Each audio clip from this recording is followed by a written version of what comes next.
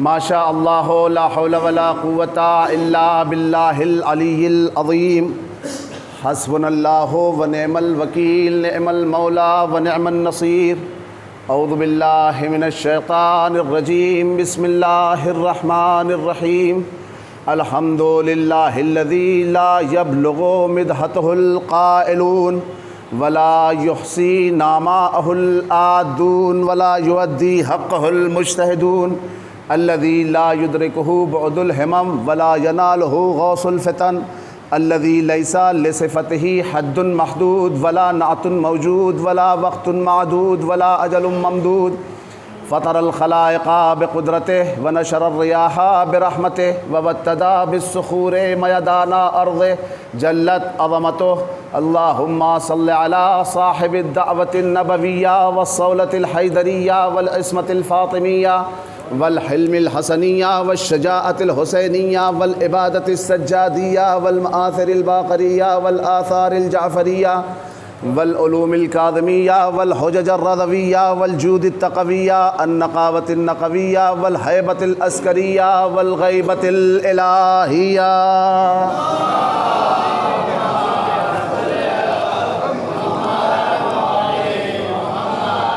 اما بعد فقد قال اللہ تبارک و تعالی فی القرآن الکریم وقولہ الحق وهو اصدق القائلین بسم اللہ الرحمن الرحیم ما آتاکم الرسول فخذوه وما نہاکم عنہ فانتہوا واتقوا اللہ ان اللہ شدید العقاب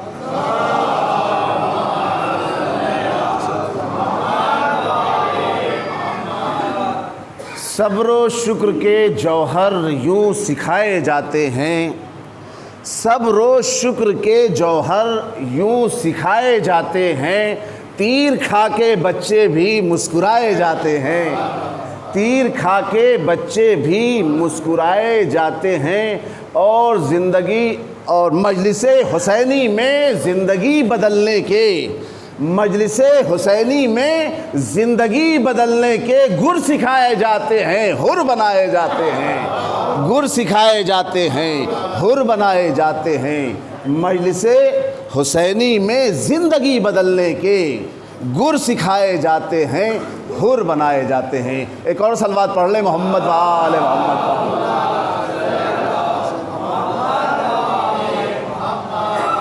عزیزان گرامی قدر اور واجب الاحترام سامعین کرام جس آیہ وافی ہدایہ کی تلاوت کا شرف میں مسلسل 5 دنوں سے آپ حضرات کے سامنے حاصل کر رہا ہوں وہ سورہ مبارکہ حشر کی آیت نمبر 7 ہے اسی کے ذیل میں بعنوان شریعت اور محافظین شریعت کا آج سلسلہ گفتگو آخری ہے آخری مرحلے میں آج یہ ہمارے خمسہ مجالس اپنے آخری مرحلے میں داخل ہو رہی ہے ابھی تک کا جو آپ نے الحمدللہ جو بھی ہم نے اپنے ٹوٹے پھوٹے الفاظ میں بیان کیا آپ نے بڑا اچھا رسپانس دیا آپ نے بہت اچھا استقبال کیا آپ نے بہت پیار محبت کے ساتھ کافی وقت دیا اور واقعاً اس سلسلے میں تو یہ کیا کہوں ظاہر سی بات ہے چونکہ یہ مجلس میری نہیں ہے مجلس جس کی ہے وہ خود آپ کے لیے دعائیں دے رہی ہوں گی اور آپ کی شکر گزار ہوں گی ایک صلوات پڑھے محمد و آل محمد صلی اللہ علیہ وسلم بہرحال عزیزان گرامی قدر جس آیہ وافی ہدایہ کی تلاوت کا شرف میں نے حاصل کیا اس کا ظاہری ترجمہ یہ ہے کہ ما آتاکم الرسول فخذوہ یاد رکھو میرا رسول جب بھی جو جس حالت میں تمہیں جہاں جو چیز دے اسے لے لو وما نہاکم عنہ فانتہوا اور جہاں پہ جس وقت جس حالت میں تمہیں جس چیز سے روک دے وہاں پہ تم رک جاؤ اور اس کے بعد ارشاد ہوا واتقوا اللہ اور تم تقوی الہی اختیار کرو اور اللہ کے احکام کی پرواہ کیا کرو ان اللہ شدید العقاب، اور اگر خدا نخواستہ تم نے میرے رسول کی باتوں کو تسلیم نہیں کیا، اس کو ایکسیپٹ نہیں کیا، اس پہ عمل پیرا نہیں ہوئے، تو یاد رکھو کہ اللہ کا عذاب بہت زیادہ شدید ہے، یعنی اللہ چھوڑنے والا نہیں ہے۔ اس کے پہلے بھی میں نے آپ کے سامنے تقوی کی ایک تعریف کی تھی آیت اللہ مجتہدی کی، وہ پھر چاہتا ہوں کہ آپ حضرات کے لیے دہرا دوں۔ تقوی کسی سے ڈرنے، یعنی اللہ سے کوئی ڈرنے ورنے کا نام نہیں ہے تقوی۔ میں نے کہا تھا تقوی نام ہے اپنے آپ کو محرمات سے، حرام چیزوں سے اپنے کو بچا کے زندگی گزارنا۔ جناب آیت اللہ مجتہدی سے کسی شخص نے پوچھا، آپ اتنے بڑے مولانا ہیں، مجتہد ہیں، آیات روایات ان سب پہ آپ کی دسترس ہے، عبور ہے، آپ یہ بتائیے آپ کے نزدیک تقوی کی تعریف کیا ہے؟ تو انہوں نے کہا کہ اگر کوئی شخص تمہارے ایک ہفتے کی روٹین کی مووی بناوے اور تمہیں پتہ نہ ہو کہ میری مووی بھی بن رہی ہے، اور ایک ہفتہ گزرنے کے بعد وہ مووی تمہارے نامہ اعمال کی دکھا دی جائے، تو اس وقت تم اپنے نامہ اعمال کو دیکھ کر شرمسار نہ ہو، اسی کا نام تقوی ہے۔ یہی اللہ تعالیٰ بھی ہم سے چاہتا ہے کہ دیکھو ہم جو بھی تمہیں حکم دے رہے ہیں تم اسے بجا لاؤ، اور جس چیز سے تمہیں روک رہے ہیں اس سے رک جاؤ۔ ایک صلوات پڑھے محمد وآل محمد پر۔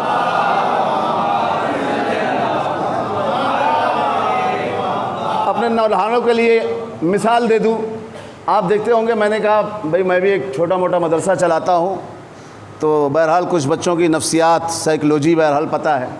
آپ نے دیکھا ہوگا جب انہیں ہوم ورک دیا جاتا ہے تو وہ اگر کر کے لاتے ہیں، یا کہا جائے بھائی فلاں لیسن یاد کر کے آنا، تو جو یاد کر کے آتا ہے پوری آمادگی کے ساتھ آتا ہے، الرٹ ہو کے آتا ہے، تو وہ کیا کرتا ہے؟ آپ نے دیکھا ہوگا یوں سر بلند کرتا ہے کہ استاد ہم سے پوچھ لیں یہ سوال، استاد ہمارا ہوم ورک جلدی دیکھ لیں، بہت توجہ چاہ رہا ہوں۔ لیکن جو شاگرد، جو اسٹوڈنٹ اپنا ہوم ورک نہیں کر کے آتا، وہ بجائے سر بلند کرنے کے جھکاتا چلا جاتا ہے۔ بس عزیزو سمجھ گئے، آپ بھی اپنا ہوم ورک اللہ کی طرف سے جو دیا گیا ہے، رسول اللہ کی طرف سے جو ہوم ورک آپ کو دیا گیا ہے، اور اسی طریقے سے امام وقت کی طرف سے جو آپ سے ہوم ورک کی ڈیمانڈ کی گئی ہے، آپ اپنے ہوم ورک کو کرتے رہیے۔ آپ کو کہیں بھی کسی موقع پہ، کسی مرحلے پہ شرمندگی کا سامنا نہیں کرنا پڑے گا، نہ آپ اپنے نامہ اعمال کو دیکھ کر شرمسار ہوں گے، نہ اللہ رسول کے سامنے شرمسار ہوں گے۔ ایک صلوات پڑھے محمد آل محمد پر۔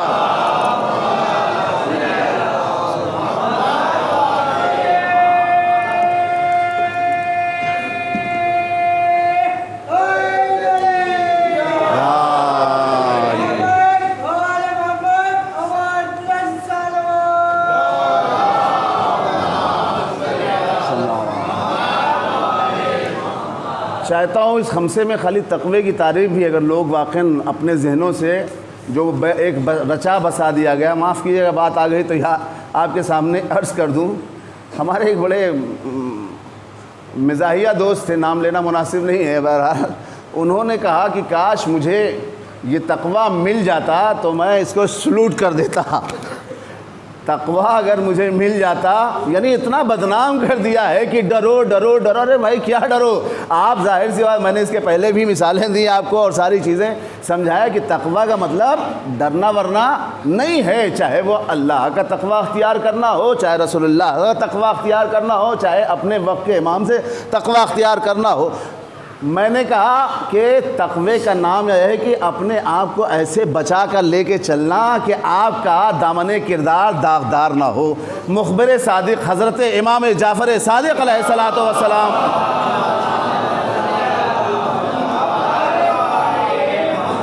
سے پوچھا گیا ابن رسول اللہ آپ ذرا تقوی کی تعریف فرما دیجئے، اور ذرا سا سیمپل زبان میں آپ سمجھا دیجئے مولا تقوی کیا ہے۔ تقوی کی لوگ الگ الگ میننگ کرتے ہیں، الگ الگ معنی مطلب لیتے ہیں، تو میرے مولا نے دو لفظوں میں کہتے ہیں، دو ٹوک جملوں میں میرے مولا نے کہا کہ تقوی کی تعریف یہ ہے کہ اللہ نے جس جگہ پہ کہا ہے تم وہاں پہ حاضر ہو، وہاں سے کبھی غائب نہ ہونا، اور جہاں پہ منع کیا ہے نہ جانا وہاں پہ کبھی اپنی حاضری نہ دینا۔ ایک صلوات پڑھے محمد وآل محمد پر۔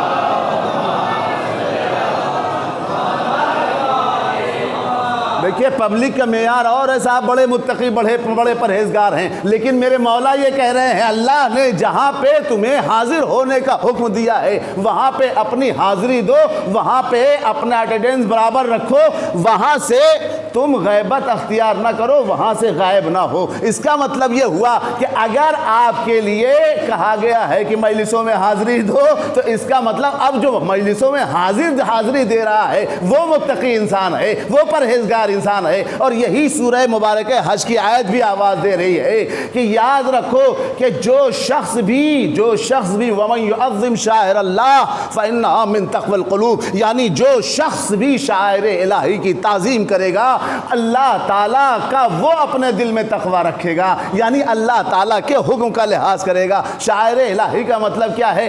جو چیز بھی اللہ اور رسول اللہ اور اسی طریقے سے ہادیان برحق کی طرف منسوب ہو جائے آپ اس کا لحاظ کریں اور اس کا خیال رکھیں۔ اسی لیے اب بات آ گئی تو آپ کے سامنے عرض کر دوں، تبرک کو بھی یا تابوت کے پہ جو آپ کے یہ مالا سجی ہوئی ہوتی ہے، جو پھول لگے ہوتے ہیں، چونکہ اب وہ دکان والا پھول نہیں رہ گیا ہے، اب وہ دکان والا مالا نہیں رہ گیا، امام کے تعزیے سے امام کی ذریعہ سے منسوب ہو گیا ہے، لہٰذا اس سے آپ چوم کے اپنے جیب میں لے لیجئے، آپ کو شفا مل جائے گی۔ اگر مریض ہوں گے، اگر کوئی دل کی بیماری ہوگی تو اللہ تعالیٰ بھی اس دل کی بیماری کو بھی دور کر دے گا۔ ایک صلوات پڑھے محمد وآل محمد پر۔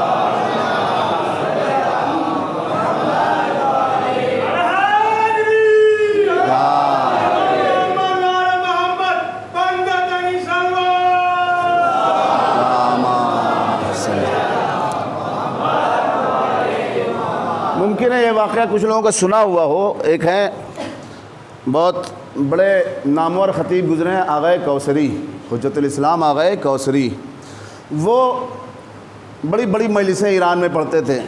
کیپٹل میں تہران میں مجلس ہو رہی تھی، جماران میں، امام خمینی کے زمانے کی بات ہے، خاص طور سے جو بھی مجلسیں ہوتی تھی وہ ان کے یہاں کی وہی پڑھتے تھے۔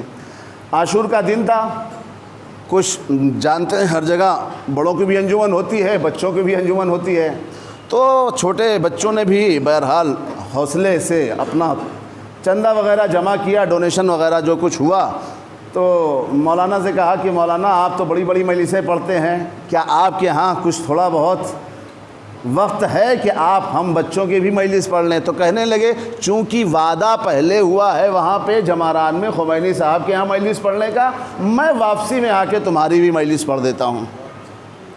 تو دیکھیے ہوتا ہے کبھی کبھی انسان کہتا ہے بھائی وعدہ لیا ہے فلاں نے جو ہے اور مس کر دیا جو ہے، نہیں، آپ پہلے دیکھیے ان کا کوئی اور تو نہیں پہلے سے وعدہ ہوا ہے۔ اس قصے میں، اس واقعے میں یہ بھی ایک ہمیں درس ملتا ہے، ہم پہلے سے کسی چیز کے بارے میں قضاوت اور ججمنٹ نہ کریں، فیصلہ نہ دیں۔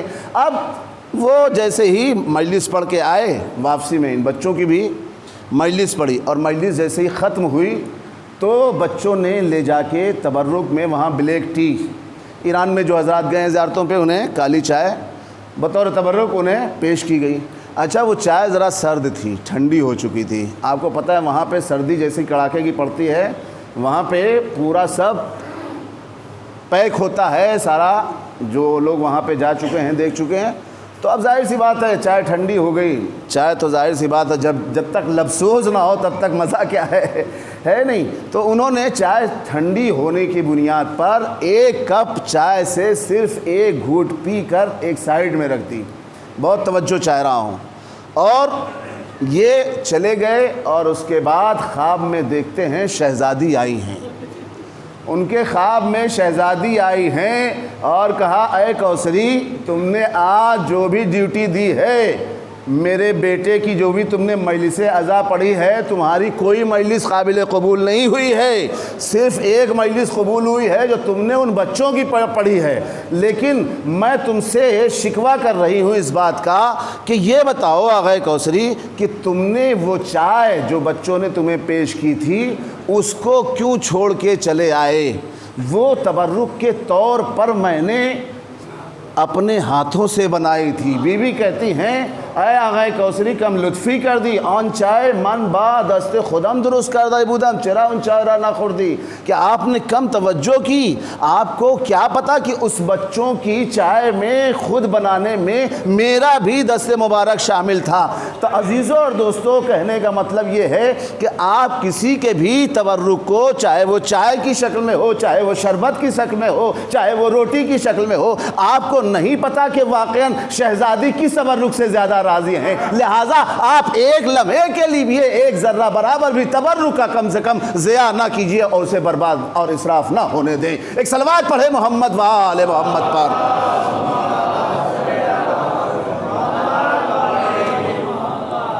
تو تبرک بہرحال چونکہ دیکھیے ابھی یہ سلسلہ چلے گا ایام ازا کا اور تبرکات بھی بہرحال وہ جڑے ہوئے ہیں لازم و ملزوم ہو چکے ہیں. تو عزیزان محترم میں عرض کر رہا تھا کہ ما آتاکم الرسول فخذوہ وما نہاکم عنہ فانتہوا. یاد رکھو جو بھی میرا رسول تمہیں دے وہ تم لے لو اور جس چیز سے تمہیں روکے وہاں پہ رک جاؤ.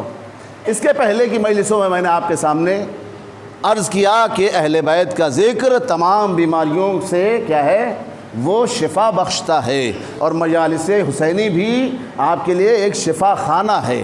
لیکن جو لوگ اس ذکر سے اعراض کرتے ہیں جو لوگ اس ذکر سے پرہیز کرتے ہیں ان کا نتیجہ میں آپ کے سامنے قرآن کریم کی چند آیات کے ذریعے پیش کرنا چاہتا ہوں. ایک صلوات پڑھیں محمد و آل محمد پر.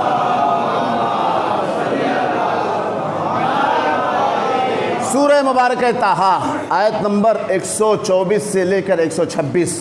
من اعرض عن ذکری فإنَّ لَهُ مَعِیشَةً ضَنْکًا. یاد رکھو جو شخص بھی میرے ذکر سے اعراض کرے گا گریز کرے گا ایوائڈ کرے گا تو اس کا سب سے پہلا ریئیکشن یہ ہونے والا ہے کہ فإنَّ لَهُ مَعِیشَةً ضَنْکًا.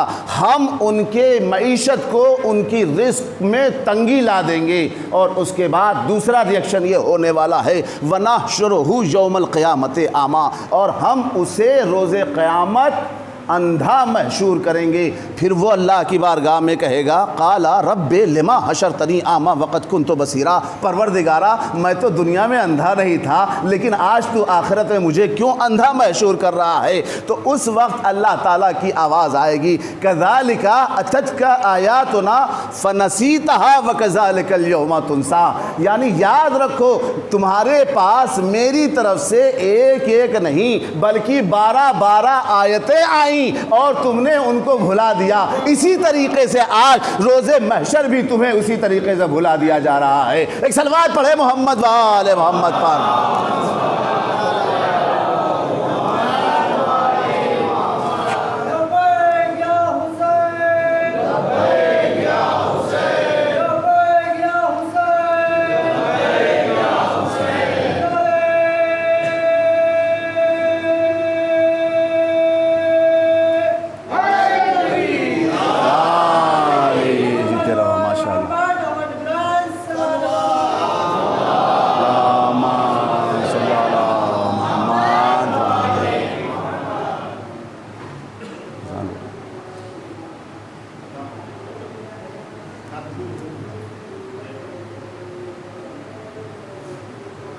تو میں عرض کر رہا تھا عزیزان گرامی کہ جو شخص اس ذکر سے اعراض کرے گا اللہ تعالیٰ نے کیا کہا من اعرض عن ذکری فإن له معیشة ضنکا ونحشره یوم القیامة اعمیٰ قال رب لما حشرتنی اعمیٰ وقد كنت بصیرا قال كذلك اتتك آیاتنا فنسیتها وكذلك اليوم تنسیٰ. یعنی تم اللہ تعالیٰ کہے گا من اعرض عن ذکری جو شخص میرے ذکر سے اعراض کرے گا منہ موڑے گا روگردانی اختیار کرے گا ایوائڈ کرے گا یاد رکھو میں سب سے پہلے اس کی معیشت کو تنگ کر دوں گا اس کی روزی کو تنگ کر دوں گا اور اس کو روز حشر اندھا محشور کروں گا. تو وہ وقت تو وہ شخص اللہ کی بارگاہ میں آبجیکشن کرے گا کہے گا پروردگارا میں تو دنیا میں بابصیرت تھا میری آنکھیں تھی آج تو نے مجھے اندھا کیوں محشور کیا. تو اللہ تعالیٰ کی آواز آئے گی کذالک اتتک آیاتنا تیرے پاس میری ایک دو نہیں بلکہ 12 آیتیں آئیں 12 نشانیاں تمہارے پاس آئیں امام کی شکل میں وکذالک اليوم تنسیٰ. تو نے اس کو بھلا دیا لہذا آج تجھے بھی بھلا دیا جائے گا۔ اسی لیے میرے مولا نے فرمایا کہ واللہ ما ہی آیت اکبر منی، خدا کی قسم اس پورے روئے زمین پر مجھ علی سے بڑھ کر اللہ کی کوئی نشانی نہیں پائی جاتی ہے۔ ایک صلوات پڑھے محمد و آل محمد پر۔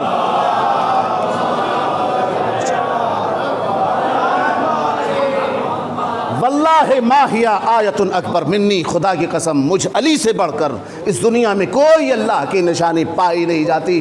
اسی لیے آپ جب مولا کی زیارت پڑھتے ہیں تو آپ کہتے ہیں السلام علیکہ یا ایتھا العظمی، یعنی آپ پر میرا سلام ہو جو اللہ کی آپ سب سے بڑی نشانی ہے۔ آپ یاد رکھیں یہ جو آیت اللہ العظمی کہا جاتا ہے یہ میرے مولا کا دیا ہوا لقب ہے مراجع کرام کا۔ اور یہ بھی یاد رکھیں ہمارے ائمہ اطہار وہ ہوتے ہیں کہ وہ اتنے سخی اتنے کریم ہوتے ہیں کہ اپنا لقب بھی اپنے چاہنے والوں کو ہبہ کر دیتے ہیں، عطا کر دیتے ہیں۔ ایک صلوات پڑھے محمد و آل محمد پر۔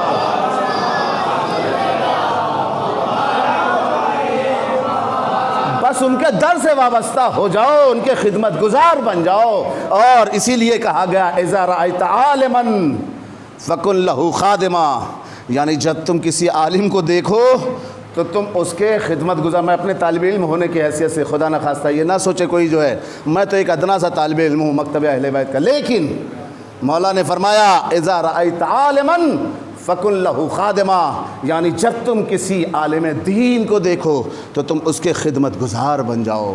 تو عزیزان محترم میں عرض کر رہا تھا مولا نے کیا فرمایا واللہ ما ہی آیت اکبر منی، خدا کی قسم اس روئے زمین پر مجھ سے بڑھ کر کوئی نشانی دنیا میں پائی ہی نہیں جاتی۔ اور عزیزو اس کا اور ایک نتیجہ، جب میں نے قرآن مجید کی 6236 آیتوں کا مطالعہ کرنا شروع کیا تو جب میں پڑھتے پڑھتے سورہ مبارکہ اعراف میں پہنچا تو اس کی آیت نمبر 179، دیکھیں حوالہ اس لیے دینا مناسب سمجھ رہا ہوں کہ بہرحال لوگوں کو آیتیں تو نہیں یاد ہوتی لیکن ایسے کم سے کم جا کے وہ دیکھ سکتے ہیں۔ سورہ اعراف آیت نمبر 179، اس میں اللہ تعالیٰ ارشاد فرما رہا ہے، میں نے کہا جو شخص اس ذکر سے اعراض کرے گا پرہیز کرے گا اس کا نتیجہ کیا ہے۔ اللہ تعالیٰ سورہ مبارکہ اعراف کی 179 میں آیت نمبر میں ارشاد فرما رہا ہے وَلَقَدْ ذَرَانَا لِجَهَنَّمَ كَثِيرًا مِنَ الْجِنِّ وَالْإِنسِ، بے شک ہم نے بہت سے ایسے جنات اور انسان خلق کیے جہنم کے لیے۔ وَلَقَدْ ذَرَانَا، بے شک ہم نے خلق کیے ہیں کس کے لیے؟ لِجَهَنَّمَ، جہنم کے لیے، كَثِيرًا مِنَ الْجِنِّ وَالْإِنسِ، جنات اور انسان میں سے بہت سے لوگوں کے لیے۔ کیوں بھائی کیا وجہ ہے؟ ان کی غلطی کیا ہے؟ ان کی خطا کیا ہے؟ تو خود اللہ فرما رہا ہے کہ لہم قلوب لا یفقہون بہا، ان کے دل تو تھے لیکن سمجھتے نہیں تھے، ان کے دل تو تھے مگر سمجھتے نہیں تھے۔ اور اس کے بعد ارشاد ہوا وَلَهُمْ آیُنٌ لا یبصرون بہا، ان کی آنکھیں تو تھی لیکن دیکھتے نہیں تھے۔ بہت توجہ چاہ رہا ہوں ایک ایک لفظ پر، ایک ایک جملے پر۔ وَلَهُمْ آیُنٌ لا یبصرون بہا، ان کی آنکھیں تھیں مگر دیکھتے نہیں تھے۔ وَلَهُمْ آذَانٌ لَا يَسْمَعُونَ بِهَا، ان کے کیا ہے کان تو تھے لیکن سنتے نہیں تھے، سن کے انسنی کر دیتے تھے۔ اس کے بعد اللہ تعالیٰ نے ایک لیبل لگایا اولئک کالانعام بل ہم اضل، ارے یہ ان کی مثال یہ ہے کہ یہ جانور ہیں بلکہ جانور سے بھی پست ہے۔ اب عزیزوں اور دوستوں جملوں کو بدل کے کہنے دیجئے کہ آپ بتائیے کہ جب 1.25 لاکھ یا 2 لاکھ حاجیوں کے مجمع میں اپنے تہہ دل سے رسول اللہ نے میرے مولا کو اپنے ہاتھوں پہ بلند کر کے لوگوں کو دکھایا بھی، سنایا بھی اور ان کے دل میں بٹھانے کی کوشش بھی کی، اب ظاہر سی بات ہے اتنا سب کچھ دیکھنے سننے کے بعد بھی جو انسنی کر دے، ظاہر سی بات ہے اس کا ٹھکانہ جہنم کے علاوہ اور کہیں نہیں ہو سکتا۔ اسی لیے حدیث قدسی نے بڑھ کے آواز دی لو اجتمع الناس علی حب علی ابن ابی طالب لما خلق اللہ النار، یعنی اگر تمام لوگ محبت علی کے پلیٹ فارم پہ جمع ہو جاتے تو اللہ تعالیٰ کو جہنم خلق کرنے کی کوئی ضرورت ہی نہیں پیش ہوتی۔ ایک صلوات پڑھیں محمد و آل محمد پر۔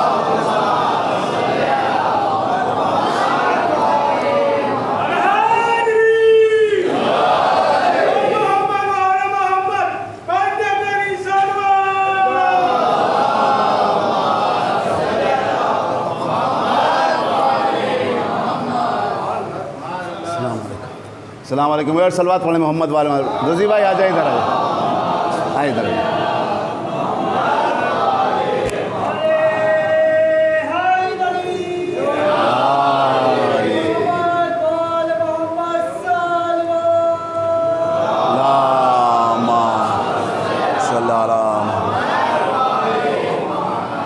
لوِجْتَمَعَ النَّاسُ عَلَىٰ حُبِّ عَلِيِّ بْنِ أَبِي طالب. حدیث قدسی ہے. یہ تمام اہل سنت کے مفسرین اور اہل سنت کے محدثین نے اس حدیث کو اپنی اپنی کتابوں میں جگہ دی ہے.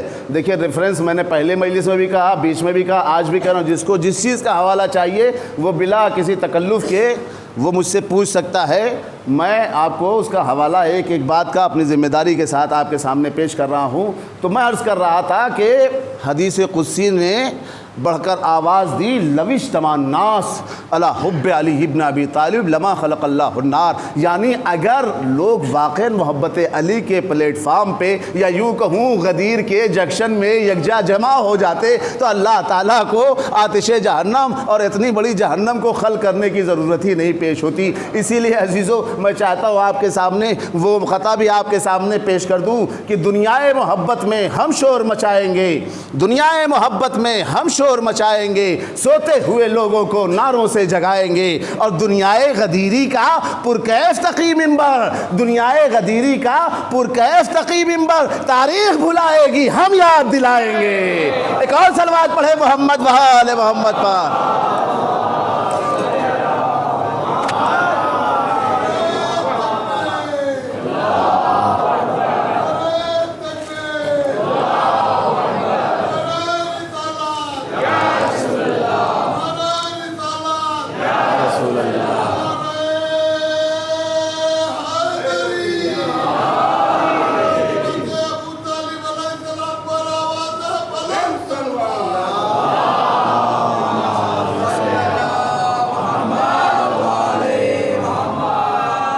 عزیزان گرامی میں عرض کر رہا تھا کہ واقعاً ما آتاکم الرسول فخذوہ وما نہاکم عنہ فانتہوا. یاد رکھو میرا رسول جب بھی جہاں بھی جس حالت میں تمہیں جو چیز دے اسے لے لو, اور جس چیز سے تمہیں روک دے اس سے باز آ جاؤ, رک جاؤ. اور عزیزو میں نے عرض کیا کہ مجلس حسینی کو وہ آپ معمولی نہ سمجھیں, اس لیے کہ مجلس حسینی کے سلسلے میں ایک مولانا گزرے ہیں مشہد کے, آغا ہاشمی نژاد. انہوں نے کتاب لکھی درسی کے امام حسین بے انسانہا آموخت, یعنی وہ درس جو امام حسین علیہ السلام نے انسانوں کو درس دیا.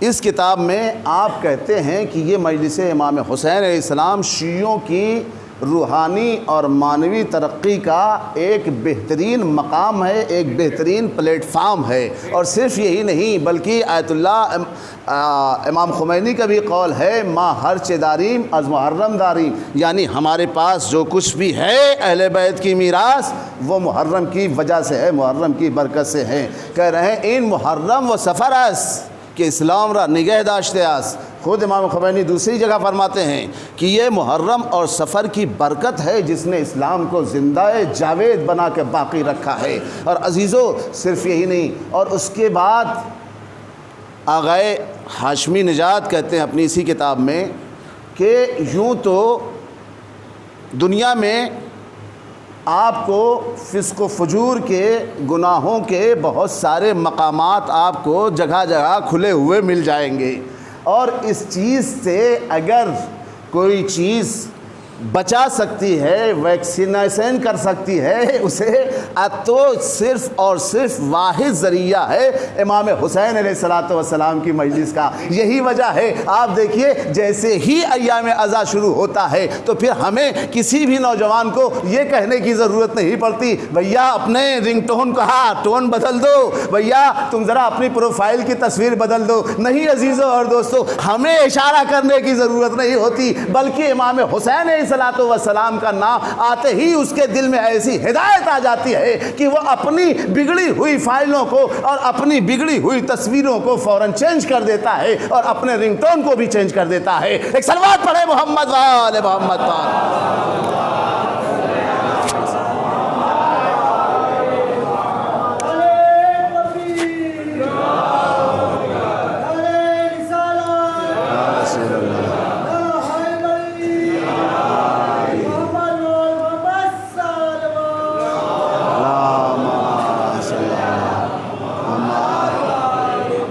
مجلس کو بہت ہلکے میں نہ لیا کیجئے.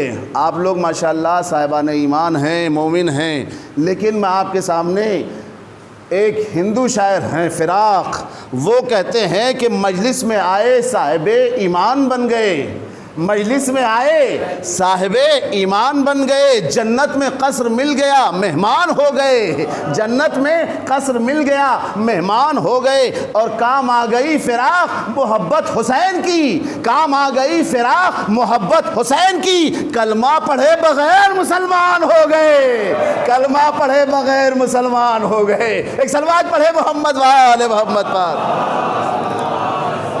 صلی اللہ علیہ وسلم.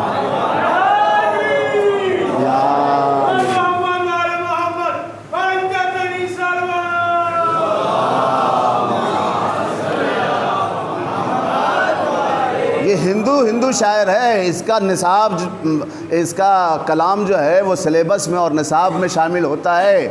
یہ کہہ رہا ہے مجلس میں آئے صاحب ایمان بن گئے، جنت میں قصر مل گیا مہمان ہو گئے، اور کام آ گئی فراق محبت حسین کی، کلمہ پڑھے بغیر مسلمان ہو گئے. آپ دیکھیے واقعاً در حسین پہ کیسے کیسے واقعاً کس طریقے سے امام حسین علیہ الصلوۃ والسلام نے، اچھا یوں ہی تو نہیں فرما دیا ہے ہمارے آخری پیغمبر نے ان الحسین مصباح الہدی و سفینۃ النجات. یاد رکھو امام حسین کشتی نجات ہیں اور کشتی نجات ہیں اور ہدایت کا چراغ ہیں. اچھا یہ حدیث آپ نے تو سنی ہوگی، لیکن اس حدیث سے پہلے کچھ اور بھی ہے. جیسے کہتے ہیں آیتوں کا شان نزول ہوتا ہے، ویسے میں اپنی اصطلاح ایک رکھے ہوں کہ حدیثوں کا بھی ایک شان بیان ہوتا ہے. اب میں وہ شان بیان آپ کے سامنے بیان کرنا چاہتا ہوں. ہمارے اور آپ کے آخری نبی کو جب معراج پہ بلایا گیا تو آپ فرماتے ہیں کہ لما اسریا بی الی السماء، جب مجھے آسمان پر معراج کے لیے لے جایا گیا تو رأیت مکتوباً علی یمین العرش، تو میں نے عرش الہی کے داہنی طرف دیکھا کہ وہاں پہ لکھا ہوا تھا ان الحسین مصباح الہدی و سفینۃ النجات. یاد رکھو کہ حسین مصباح ہدایت ہیں اور کشتی نجات ہیں. اب میں آپ کی اہل ولا کی تسکین کے لیے ایک جملہ عرض کرنا چاہتا ہوں. مخبر صادق حضرت امام جعفر صادق علیہ الصلوۃ والسلام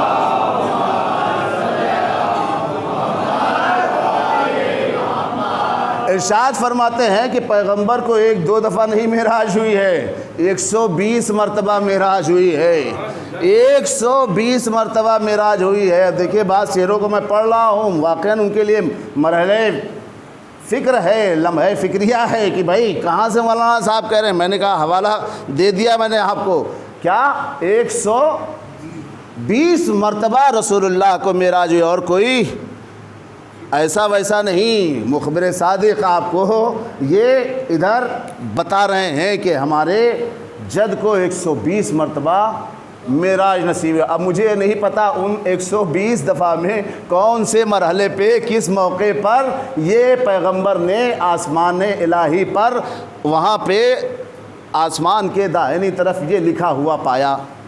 لیکن اتنا ضرور ہے کہ 120 دفعہ کے معراج کے مرحلے میں کسی نہ کسی موقع پر وہاں پہ انہوں نے یہ دیکھا اور رسول اللہ نے یہ ہمارے سامنے بیان کیا. اور عزیزو ایک بات اور عرض کرتا چلوں کہ آپ یہ سوچ رہے ہوں گے واقعاً کہ کیا مسئلہ ہے یہ 120 مرتبہ رسول اللہ کو معراج حاصل ہوئی.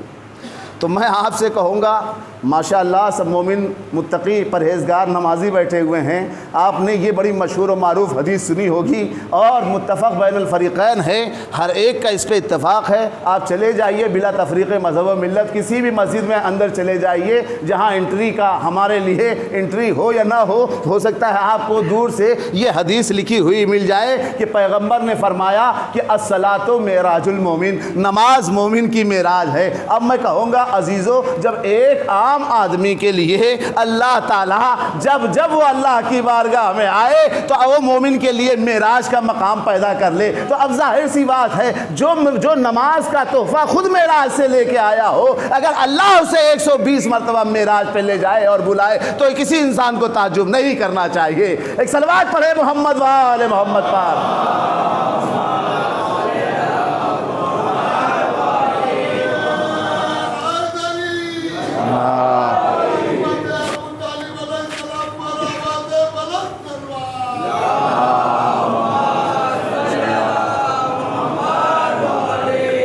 اور علامہ جوادی صاحب نے تو ساری باتوں کو سمیٹ کے ایک جا کر دیا کہ ایک شب کا ذکر کیا اے جانے والے عرش پر، ایک شب کا ذکر کیا اے جانے والے عرش پر، تیری ساری زندگی معراج ہی معراج ہے، تیری ساری زندگی معراج ہی معراج ہے۔ ایک اور صلوات پڑھے محمد وآل محمد پر۔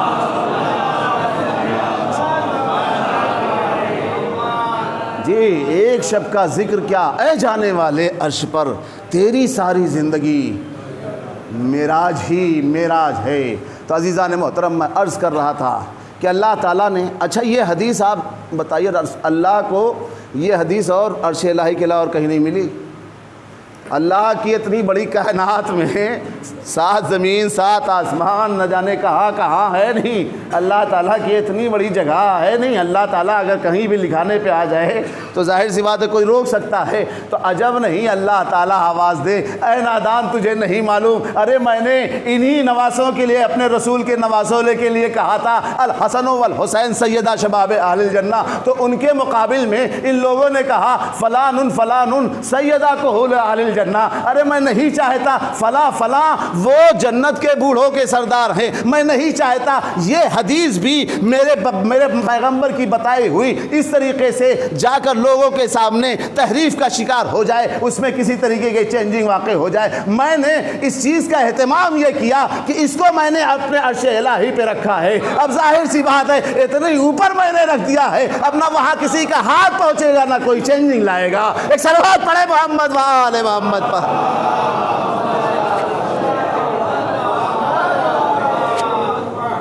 جی جناب، پیغمبر کے ان نواسوں کے مقابل میں حدیثیں گڑھی گئیں، الحسن والحسین سیدہ شباب اہل الجنہ، حسن و حسین جوانان جنت کے سردار ہیں، ان کے مقابل میں حدیث کیا گڑھی گئی؟ فلان فلان سیدہ کہول اور اہل الجنہ، وہ جنت کے بوڑھوں کے سردار ہیں۔ بھائی معاف کیجیے گا، بزرگ جو ہے وہ میرے باپ کا مقام رکھتے ہیں، لیکن کیا کروں، بات جب آتی ہے تو پھر بات کرنی پڑتی ہے، اب وہ چاہے ہمارے اوپر آ کے گرے چاہے ہمارے بہرحال آپ ملاحظہ فرمائیں کہ انہوں نے کیا کہا کہ فلان فلان سیدہ کہول اہل الجنہ۔ ایک دفعہ کا واقعہ ہے کہ ایک بڑھیا آئی رسول اللہ کی خدمت میں، شاید سنا ہوا واقعہ ہو، بعض بزرگ پہلے سے مسکرانے لگے، بچوں کے لیے عرض کر رہا ہوں کہ وہ بڑھیا آئی اور نہیں معلوم اس وقت پیغمبر کس موڈ میں تھے، نہیں معلوم، ہنسی مذاقیہ بہت ہی بالکل فری مائنڈ بیٹھے ہوئے تھے۔ رسول اللہ نے کہا ارے تم آئی تو ہو مجھ سے ملنے کے لیے، لیکن میرا ایک میسیج بھی لیتے جاؤ کہ کوئی بھی بڑھیا جنت میں داخل ہونے والی نہیں ہے۔ اور وہ صاحب رونے لگی، اور اسی کے کچھ دیر کے بعد جناب بلال آئے۔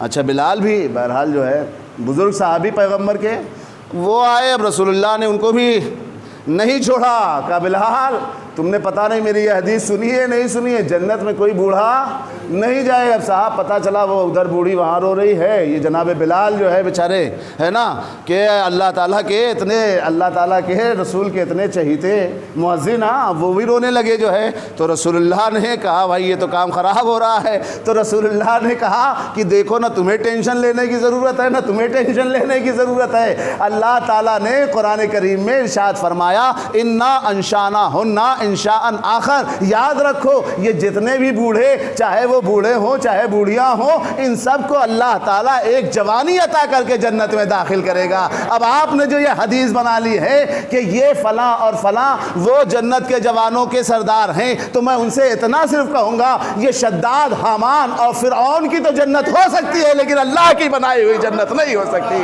ایک اور صلوات پڑھے محمد وآل محمد پر۔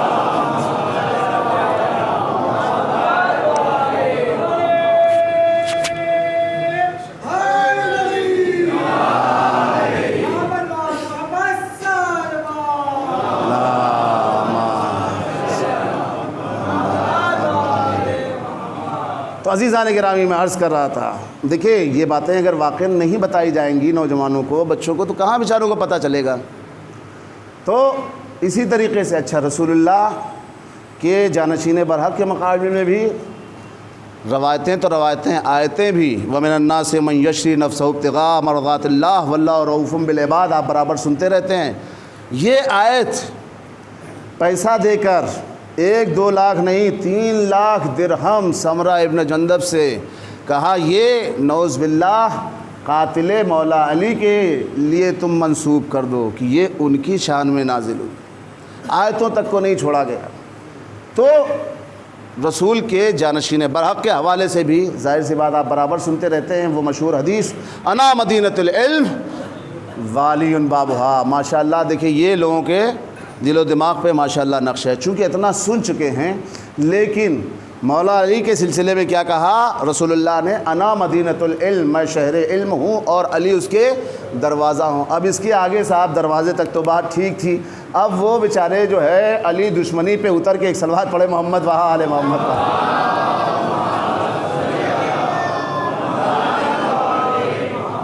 دیکھیں علماء ہمارے سامنے بیٹھے ہوئے ہیں، علماء کے لیے ایک حدیث میں آپ کو اصول کافی سے پیش کر دوں کہ اگر آپ کسی اجتماع میں وارد ہوں تو ایک اجتماعی سلام سب کو کریں، اور اگر کوئی عالم کو دیکھیں تو اسے اسپیشلی سلام کریں۔ ایک صلوات پڑھیں محمد وہاں آل محمد پر۔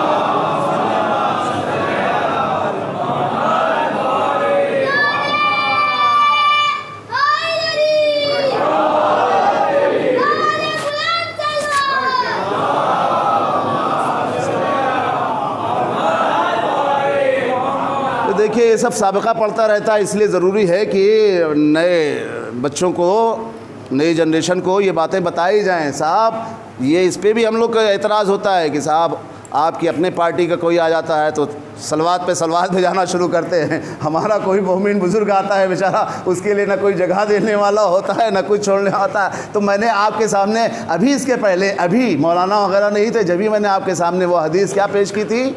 اذا رأیت عالما فکن لہ خادما، یعنی جب تم عالم کو دیکھو تو اس کے خدمت گزار بن جاؤ۔ تو عزیزوں اور دوستوں میں نے کہا کہ واقعاً حقیقت امر یہ ہے کہ لوگوں نے کیا علی دشمنی میں ان حدیثوں کو گڑھا اور کہا انا مدینۃ العلم وعلی بابھا کی جگہ انہوں نے بڑھایا رکھ کے معاملہ، اور جیسے کہتے ہیں نا، آپ نے دیکھا ہوگا شعر سنا ہوگا بحر ربڑ میں، ایسے یہ حدیث جو ہے بالکل رکھ کے کھینچ دی، تان دی، فلان سقف و فلان جدار ہوا، فلاں اس کی چھت ہے، فلاں اس کی دیوار ہے۔ تو میں ان سے کہوں گا اے نادانو، ارے ذرا سا کہیں بھی کسی بھی شہر میں دروازہ شہر کا جا کے دیکھ لیتے کہ وہاں واقعاً کھڑکی وڑکی پائی جاتی ہے یا نہیں، چھت پایا جاتا ہے یا نہیں پایا جاتا ہے، تو پھر تم یہ بات کہتے تو بات سمجھ میں آتی۔ لیکن علی دشمنی میں واقعاً لوگ، اور اسی لیے حدیثوں میں آیا ہے کہ ہم آل محمد کے دشمنوں کو اللہ نے احمق بنایا ہے، بیوقوف بنایا ہے،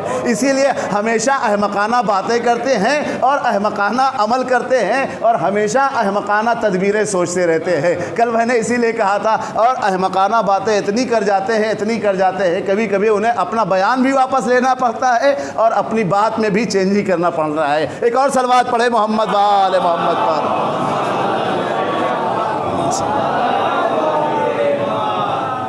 تو میں عرض کر رہا تھا ما آتاکم الرسول فخذوہ وما نہاکم عنہ فانتہوا، جو میرا رسول تمہیں دے وہ اسے تم لے لو، اور جس چیز سے تمہیں روک دے اس چیز سے رک جاؤ۔ اور میں نے کہا کہ شریعت اور محافظین شریعت کے عنوان سے سلسلہ گفتگو جاری ہے۔ پیغمبر نے صرف یہی انا مدینۃ العلم وعلی بابھا نہیں کہا، بلکہ آپ نے مزید ارشاد فرمایا انا دار الحکمہ وعلی بابھا، یاد رکھو میں حکمت کا گھر ہوں اور علی اس کے دروازہ ہیں۔ بات صرف یہیں پہ نہیں رکتی بلکہ بات اور آگے بڑھتی ہے۔ اگر علم کی بات ہو تو در علی پہ ملے گی، اگر حکمت کی بات ہو تو در علی پہ ملے گی۔ اس کے بعد میرے مولا کے سلسلے میں رسول اللہ نے مزید ارشاد فرمایا انا دار الہدی وعلی بابھا، یاد رکھو میں ہدایت کا گھر ہوں اور علی اس کے دروازہ ہیں۔ اب ظاہر سی بات یہ حدیثیں بھولے بھالے مسلمانوں کو سمجھ میں نہیں آ رہی تھی، وہ تو بیچارے ہمیشہ جنت کے پیچھے پیچھے لگے رہتے ہیں، بہانہ ڈھونڈتے ہیں کہ کہیں کچھ کسی اعتبار سے کہیں بھی جنت کی انٹری مل جائے، کوئی عمل کر لیں۔ تو اس وقت پیغمبر نے ارشاد فرمایا یاد رکھو انا دار الجنہ وعلی بابھا، میں جنت کا گھر ہوں اور علی اس کے دروازہ ہے۔ اب اگر تمہیں علم لینا ہے، تمہیں حکمت لینا ہے، تمہیں ہدایت لینا ہے، تمہیں جنت لینا ہے تو در علی اور اولاد علی پہ آنا پڑے گا، اس کے علاوہ کسی اور جگہ پہ یہ چیزیں ملنے والی نہیں ہیں۔ ایک اور صلوات پڑھے محمد و آل محمد پر۔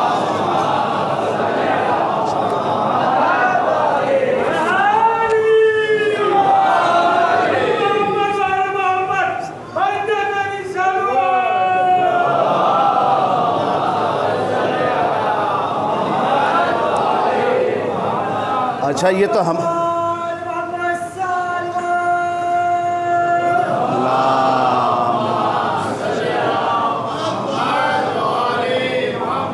اور رسول اللہ کی بزم میں ایسے بھی آپ کو مل جائیں گے جس کے لیے قرآن کہتا ہے کہ رسول اللہ کی بزم میں بہت بیٹھتے، بہت سٹ کے بیٹھتے تھے، اپنی زبان میں کہا جائے بہت قریب ہو کے بیٹھتے تھے اور ان کی باتیں بھی سنتے تھے، کان لگا کے سنتے تھے، لیکن بیچارے حافظے کے مارے ہوئے بغض علی کے اندھے وہ کیا کریں؟ قرآن کہتا ہے کہ جب بزم پیغمبر سے اٹھتے تھے تو آ کے کہتے تھے ماذا قال آنفا، ابھی کچھ دیر پیغمبر کا کیا بیان کر رہے تھے، کیا کہہ رہے تھے۔ اس کے پہلے میں نے کسی مجلس میں عرض کیا تھا کہ انس ابن مالک سے جب میرے مولا نے منبر کوفہ پہ خطبہ دیتے دیتے کہا انس کیا تمہیں واقعی غدیر یاد نہیں ہے؟ تم 10 سال پیغمبر کی خدمت میں رہے ہو، ان کی غلامی میں رہے ہو، کیا تمہیں واقع غدیر یاد نہیں ہے کہ رسول اللہ نے اپنے دونوں ہاتھوں پہ بلند کر کے کہا تھا من کنت مولا ہو فہذا علی مولا؟ تو انہوں نے کیا کہا تھا؟ یہی تو کہا تھا کبیر تو و نسیت تو، یعنی میں اس وقت بہت بوڑھا ہو گیا ہوں اور اس وقت جو ہے وہ میرے اوپر نسیان طاری ہو گیا ہے، میں اس وقت جو ہے بھولنے کی بیماری میں مبتلا ہو گیا ہوں۔ تو اس وقت میرے مولا کو تحمل نہیں ہوا اور برداشت نہیں ہوا۔ میرے مولا نے کہا اے پروردگار اگر یہ اپنی بات میں سچ ہے، اگر یہ اپنی بات میں سچ ہے، اگر یہ جھوٹ بول رہا ہے، اگر یہ اتنا سب کچھ دیکھنے کے بعد پیغمبر کے ساتھ 10 سال خدمت کا شرف حاصل کرنے کے بعد اور میدان غدیر میں مجھے مولا علی مولا بناتے ہوئے مجھے رسول اللہ کے ہاتھوں پہ اس نے دیکھا اور یہ اس وقت منکر ہو رہا ہے، پروردگارا تو اس کے بدن میں ایک ایسی سفیدی ظاہر کر دے کہ لا تواری حل امامہ، کہ ان کا امامہ بھی اسے چھپا نہ سکے۔ بس ابھی پیغمبر کے وصی برحق کے زبان سے یہ الفاظ جاری ہوئے تھے کہ فوراً اس کی پیشانی پر ایک ایسا سفید داغ نمایاں ہوا کہ اب وہ بڑھتا چلا جا رہا تھا اور جیسے ہی بڑھتا چلا جا رہا تھا وہ فوراً اپنے امامے کو نیچے لیکن میں کہوں گا اے انس ابن مالک یاد رکھو یہ ایسی بغض علی کی بیماری ہے، اب یہ تمہاری 7 نسلوں میں چلتی رہے گی، کبھی ختم ہونے والی نہیں ہے۔ ایک صلوات پڑھے محمد و آل محمد پر۔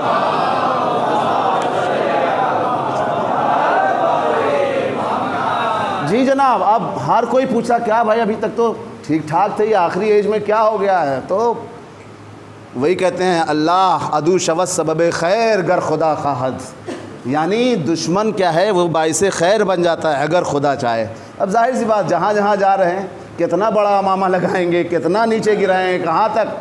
بھئی امامہ بھی پہننے کی تو ایک لمٹ ہے نا، ایک حد ہے نا، ایک دائرہ ہے نا، تو ظاہر سی بات ہے اب جہاں جہاں جا رہے ہیں ان سے سوال ہو رہا ہے کہ صاحب یہ کیا ہوا، تو صحیح کہتے ہیں کہ اللہ کی لاٹھی میں آواز نہیں ہوتی، تو اللہ تعالیٰ اگر خدمت لینا چاہتا ہے، حقائق بیان کرانے پر آ جاتا ہے تو اس طریقے سے دشمنان علی سے بھی علی کی مداحی کروا لیتا ہے۔ ایک صلوات پڑھے محمد و آل محمد پر۔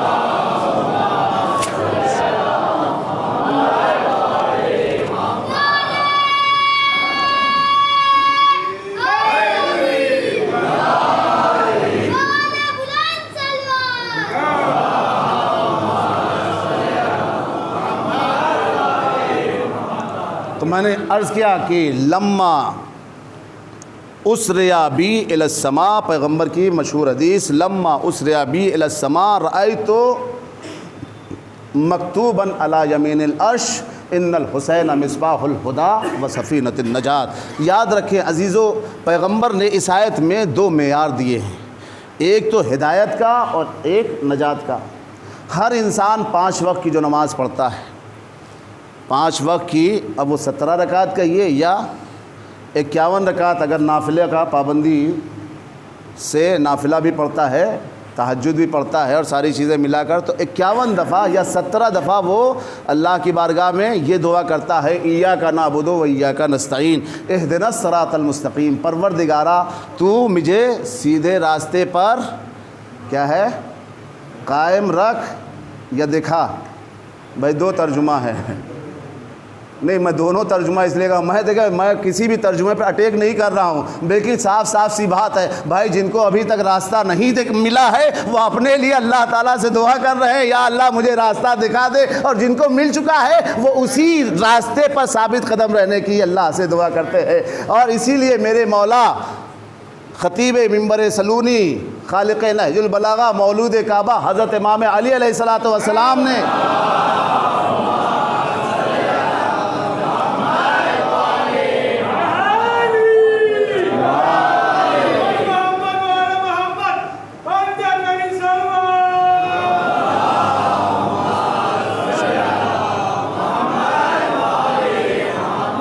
جب میرے مولا سے پوچھا گیا مولا آپ بتائیے اس کا ترجمہ کیا ہوگا، اس کی تفسیر کیا ہوگی، ترجمہ ظاہر سی بات ہے مولا کی شایہ نشان نہیں ہے، وہ مولا کے در کے ادنا غلام ترجمہ کرتے ہیں، تو میرے مولا نے کہا ثبتنا علیہ، یعنی اس کا مطلب یہ ہے کہ پروردگارا مجھے راہ ہدایت پر ثابت قدم رکھ۔ تو عزیزوں اور دوستو میں تمام ملت مسلمہ سے یہی میسج دینا چاہتا ہوں کہ اگر تمہیں واقعاً راہ ہدایت چاہیے اور تمہیں نجات چاہیے تو وہ کہیں اور نہیں ملنے والی ہے، وہ علی اور اولاد علی کے در پہ ملے گی یا در حسین پہ ملے گی۔ یہی وجہ ہے شاعر اہل بیت جناب جعفر جلال پوری آواز دیتے ہیں کہ نظر جو آتی تھی راہ نجات مقتل میں، نظر جو آتی تھی راہ نجات مقتل میں، تڑپ تڑپ کے گزرتی تھی رات مقتل میں، تڑپ تڑپ کے گزرتی تھی رات مقتل میں، اور ندا یہ آئی کہ اے حر بھٹک رہا ہے کہاں، حسین بانٹ رہے ہیں حیات مقتل میں، حسین بانٹ رہے ہیں حیات مقتل میں۔ ایک صلوات پڑھے محمد وآل محمد پر۔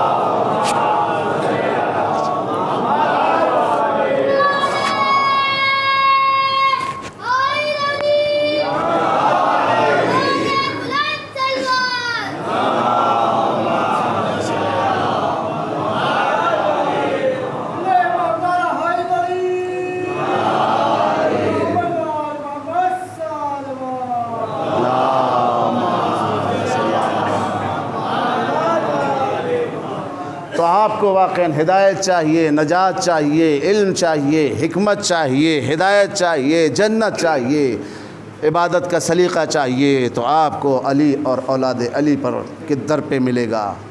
یہی وجہ ہے عزیزو، میں نے خود تاریخ میں دیکھا کہ ہمارے اور آپ کے چوتھے امام حضرت امام زین العابدین علیہ السلام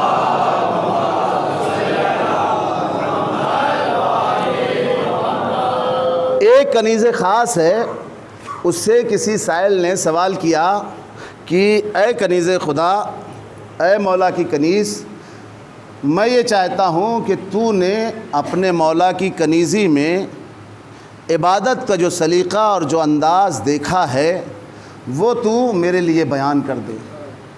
تو اس وقت وہ کنیز کہتی ہے کہ اے سائل یہ بتا کہ میں اس کا جواب تجھے ڈیٹیل میں دوں، تفصیل میں دوں، یا اجمالی طور پر مختصر طور پہ دوں؟ تو اس نے کہا نہیں، تم مختصر طور پہ دو، ڈیٹیل میں جانے کی ضرورت نہیں ہے۔